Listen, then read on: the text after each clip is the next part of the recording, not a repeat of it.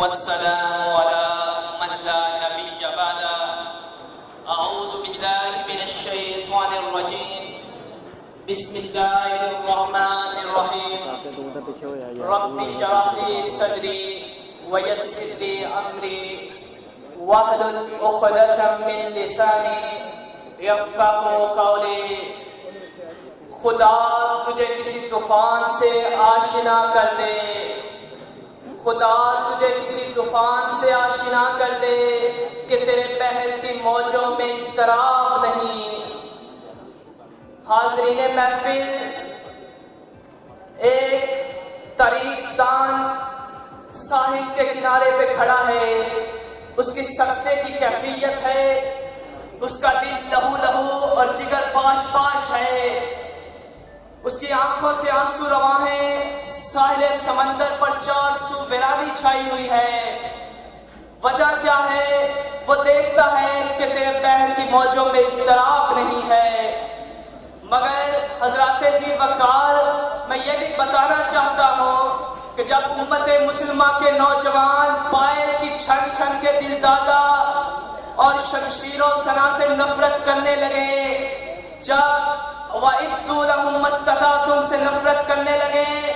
اور وہ طاؤس و رباب کے دلدل میں پھنستے چلے جائیں، تو پھر بحر کی موجوں میں اضطراب کیسے آئے؟ تو پھر بحر کی موجوں میں اضطراب کیسے آئے؟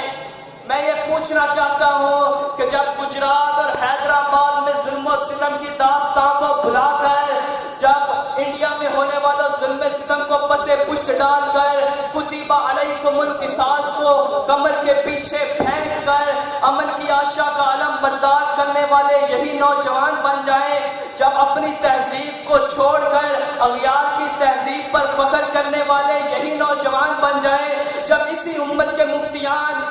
معاشرتی برائیوں کو اور موسیقی کو جائز قرار دینے لگے، جب ایک خدا کی توحید کو چھوڑ کر اغیار کی چوکھٹ پر سجدہ ریز ہوا جانے لگے، جب اسلامی جمہوریہ پاکستان کا وزیر مذہبی امور کرپشن کے الزام میں عدالت کے کٹہرے میں کھڑا ہوا نظر آئے، تو پھر تیرے بحر کی موجوں میں اضطراب کیسے آئے گا؟ ہمیں خبر ہے مجرموں کے ہر ٹھکانے کی، ہمیں خبر ہے مجرموں کے سب ٹھکانوں کی، شریک جرم نہ ہوتے تو مخبری کرتے، شریک جرم نہ ہوتے تو مخبری کرتے۔ حضرات ذی وقار،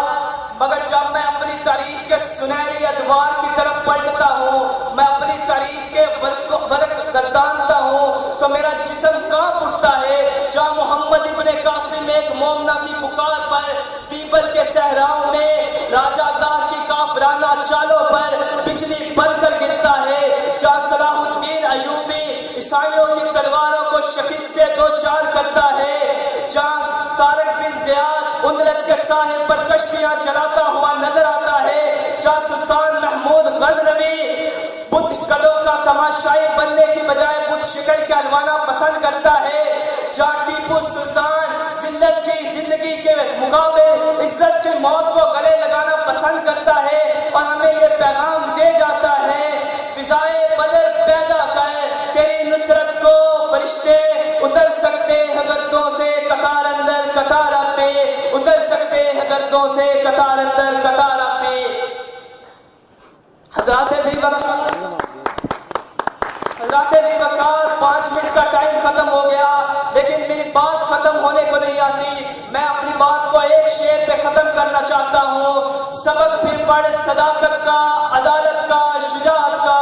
لیا جائے گا تجھ سے کام دنیا کی امامت کا، لیا جائے گا تجھ سے کام دنیا کی امامت کا۔